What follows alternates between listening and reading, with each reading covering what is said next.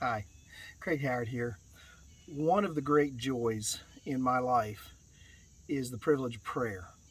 I call it that, the privilege of prayer. Not just prayer, but the privilege of prayer. I received a message this morning from one of the kids that I had at camp, said, "Can I please pray for her friend who got seriously bitten by a dog and was headed to Morgantown for surgery.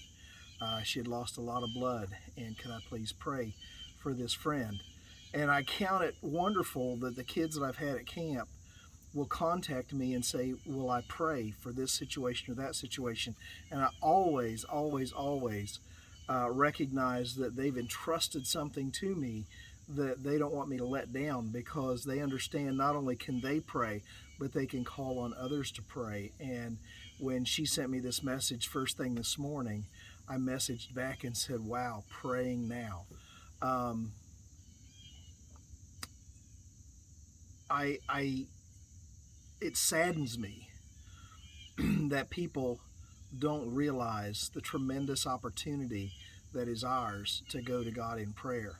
David realized what an amazing thing this was, to be able to go to God and talk to Him about needs, or talk to Him about things that he was worried about. He said in Psalm 116 verses 1 and 2, he said, "I love the Lord, for He heard my voice."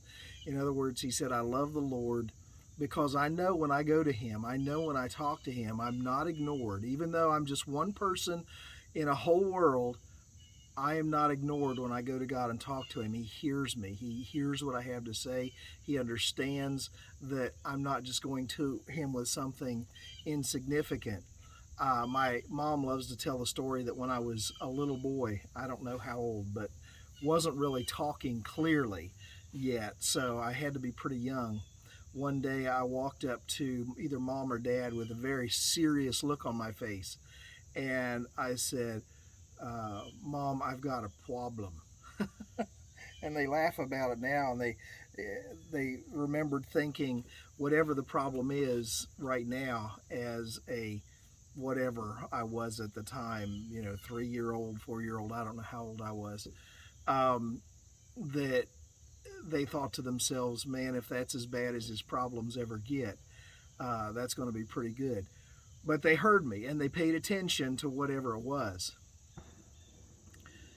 I'm sure to us, God often look, or I'm sure we often look to God like that little child coming to my mom and dad and saying, "I've got a problem." I'm sure there are times God looks and says, "That is so insignificant, but I know it matters to you, and I hear you." David said, "I love the Lord, for He heard my voice. He heard my cry for mercy, because He turned His ear to me. I will call on Him." David's making a commitment here. He said, "I will call on Him as long as I live." In other words, from now on, whenever I have a need, whenever I have a problem, whenever I have a stressful situation, I'm going to call on God, because God cares enough to hear me, and to know that what I have to say is something that matters to me. Even though to God it may seem trivial, God pays attention and He hears our voice. What is it that you need to call on God today? He will hear you. He will hear your voice. And it won't seem like it's insignificant to Him, just because He's got a whole world to watch over, and all of heaven and all of creation. It doesn't matter. He cares about what you have to say, and He'll hear you. So call on Him today. God bless you in your day. I hope you have a wonderful day, and I will talk to you, Lord willing, tomorrow. God bless.